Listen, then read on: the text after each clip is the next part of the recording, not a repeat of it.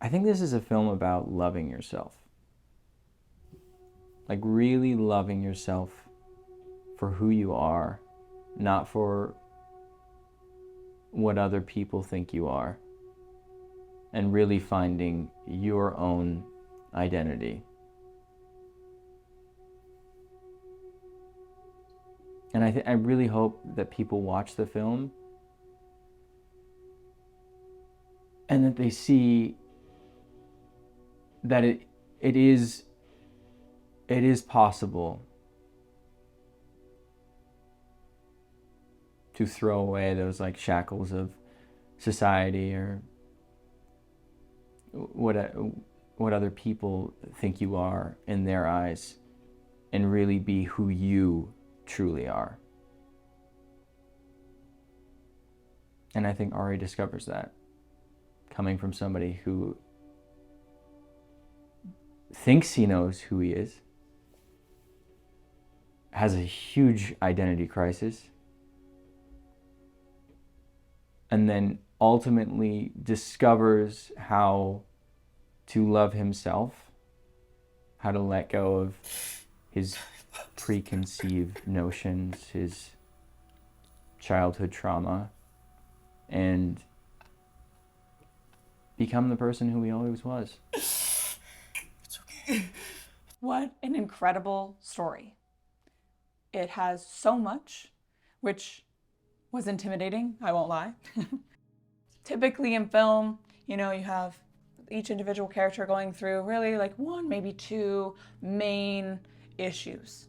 These characters did not. They had many sublines, many like stories that were blatant, but so many things happening underneath. What a story to hold, and what an opportunity I have as an actor to tell this story, and what a responsibility it will be to tell this story.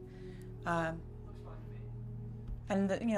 the first time I read the script, like everything evolves over time. So, but the first time it was definitely like, wow, what a beautiful story, what a heavy story, what an important story, and then the fears to tell it with dignity, to give it, and honor it properly. And then came the excitement too, that I was like, wow, I have an opportunity to really, and that's really my only goal. That's my why as an actor, is to tell stories that matter, and I really felt like this one did. So I've never seen this particular story about this particular subject told on screen. I think there's a big part of society, that community, that I don't know if it's fear from the industry, that people I think shy away from. And the tension's coming here. I feel like there's a little dark cloud that kind of comes over this piece that makes you want to get up. And I wrote here. So every couple of years, I take that dive into research to try to see what might inspire me for the next film for Imperative Pictures. And by chance, going down the rabbit hole of many different topics, I came across conversion therapy. That was one of them. The other one that kind of struck me was surrogate partner therapy work. Both of those topics I'd heard before, but I would not say that I was very versed in those. And whenever I find a topic that is fascinating to me, and that I admittedly know very little about, I'm instantly intrigued and want to go deeper. So that's usually a good sign, but I also know that it's a topic that a lot of people have already heard about. It was important that we find a twist or an angle that had never been used when talking about conversion therapy. That was inspiring. We had something that we really needed to dig deeper into. We knew that we had to go beyond just the classic narrative that usually encompasses conversion therapy. It's not a typical tale of conversion therapy or a typical tale of being LGBTQ, but it's very important because these experiences do exist. These experiences are out there. They are a different way of looking at it, and they are a different frame point for what people can look at when exploring their own sexualities and their own experiences, whereas not all survivors are going to have the same experience in this way. They can identify with it, and they can really dissect the feelings of the characters and what they're going through. And the same goes for any sort of LGBTQ person. We all have that kind of feeling of conversion therapy adjacent, right? Where it's where you don't go to conversion therapy, but you have these effects about conversion therapy, right? You have the knowledge that it's happening. There's a point for everybody in there, a point that everybody can really turn to and really connect with. There are therapeutic practices, people that have licenses in therapy or any sort of mental health or the like, psychology. You'll see them trying to use different models from Pavlov, Freud, different things like that, trying to use those and perverting them into something that's going to try and change someone's sexuality, right? You'll see that sometimes, a lot of the times, it's mixed with faith.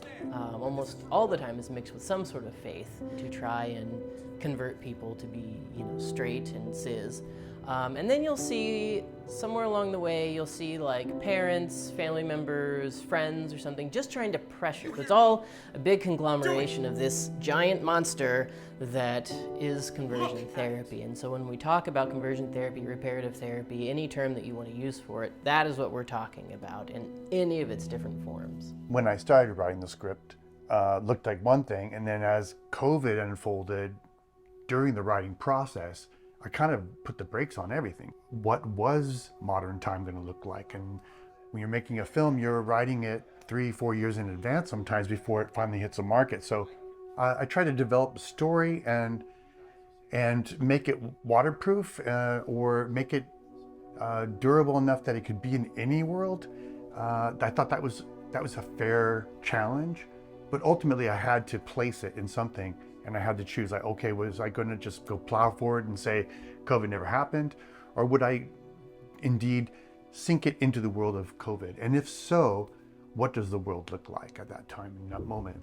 Or what would be a classic moment that we could all understand, and we could all say, hey, I was there. I remember that phase or that stage of the COVID world, and I can identify with that.